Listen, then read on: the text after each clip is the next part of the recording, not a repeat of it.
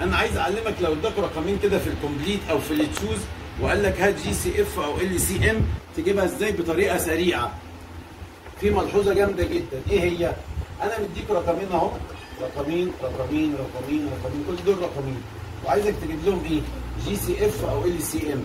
ربنا خلق لنا عينين ومخ، نستخدم العينين والمخ دول. هقول لك اول ملحوظه، ان انت لو لقيت الرقمين ورا بعض، مش ال2 وال3 ورا بعض، ال3 وال4 ورا بعض، ال4 وال5 ورا بعض، مش ال4 بعديها 5، ال5 بعديها 6، ال7 بعديها 8، يبقى لو لقيت رقمين ورا بعض او لقيتهم هما الاثنين برايم، يعني 2 و3، 2 برايم و3 برايم، انتوا عارفين برايم نمبرز، هبقى اكتبهم لكم هنا في الفيديو. لو لقيت 2 و3 الاثنين برايم، طب ما ال5 وال3 وال5 هما الاثنين برايم، طيب ال5 وال7 هما الاثنين برايم، دول برايم ودول برايم ودول برايم. ثانية واحدة كده، أنا هعمل كده شوية وهجيب لك السبورة دي كده وهكتب لك هنا الجدول بتاع البرايم نمبر عشان تبص معايا. أهو البرايم نمبر زي ما بقول لك احفظهم، احفظ الثلاث اسطر دول، كل واحد فيه 5 أرقام، 1 2 3 4 5. بيقول إيه هما البرايم نمبر؟ أقولهم لك أهم بسرعة عشان تقول لي واحد ده مثلا مش عارف يعني إيه برايم. أنا بقول له هم برايم. البرايم نمبرز 2 3 5 7 11. 2 3 5 7 11. بعد كده 13 17 19. حفظت 13 17 19 دول ايه بقى؟ شيل ال1 ده وشيل ال1 ده خليهم توهات وسيب ال17. اما بدل ده اكتبه تو يبقى 23، يبقى هنا 23، ولما اشيل ده خليها تو يبقى 29. يبقى دول بنحفظهم ازاي؟ 13 17 19 23 29. 13 17 19 23 29. طيب في ايه تاني يا عم نبيل؟ ها السطر الاخير بدل دول، بدل ما هي 13 خليها 31، يبقى انا بدلت اماكنهم. اللي مش عارف البرايم نمبر بدل دول يبقى 31. طب هنا 30 خلي دي 30 ونزل لها 7 دي من فوق تبقى 37، يبقى 31 37. طالما في 31 و 37 خلي دول 40 يبقى 41 وهنا 47، وبحط في النص 40 وارجع السري اللي انا كنت سايبه. فانت ممكن تحفظهم ازاي؟ تحفظهم كده صفزه، تقول 2 3 5 7 11 13 17 19 23 29 31 37 41 47 وفي النص 43 31 37 41 46 31 37 41 47 وفي النص 43. ده بالنسبه للبرايم نمبر. ارجع تاني لموضوعي. الرقمين دول ورا بعض، ال2 وال3 ورا بعض، ال3 وال4، ال4 وال5، ال5 وال6، ال6 دي ارقام ورا بعض. طيب يا مستر لو هم مش ورا بعض، لو هم الاثنين برايم 2 و3 اهي، ال2 وال3 برايم، او 3 و5 او 5 و7، بنعمل ايه؟ انا عامل خط هنا كده فاصلهم عن بعض. ليه؟ لان دول زي بعض. يبقى لو الاثنين ورا بعض او الاثنين برايم، ازاي بجيب الجي سي اف؟ قال لك الجي سي اف بتاعهم دايما 1 1 1 1 1 1 1 1. ايه ده؟ يبقى امتى الجي سي اف بيبقى 1؟ لو الرقمين ورا بعض او الاثنين برايم يبقى الجي سي اف بتاعهم 1. طيب مستر ازاي نجيب ال سي ام بتاعهم؟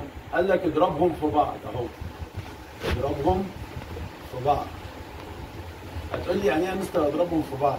يعني هنا تعمل 2 باي 3 يطلع هنا 6، 3 باي 4 يطلع هنا 12، 4 باي 5 يطلع هنا 20، ها 5 باي 6 يطلع هنا 30، 6 باي 7 يطلع 42. طب يا مستر افرض ان هم مش ورا بعض برايم، نفس الكلام اضربهم في بعض في بعض، اضرب في بعض. 2 باي 3 يبقى هنا 6، 3 باي 5 يبقى هنا 15، 5 باي 7 يبقى هنا 35.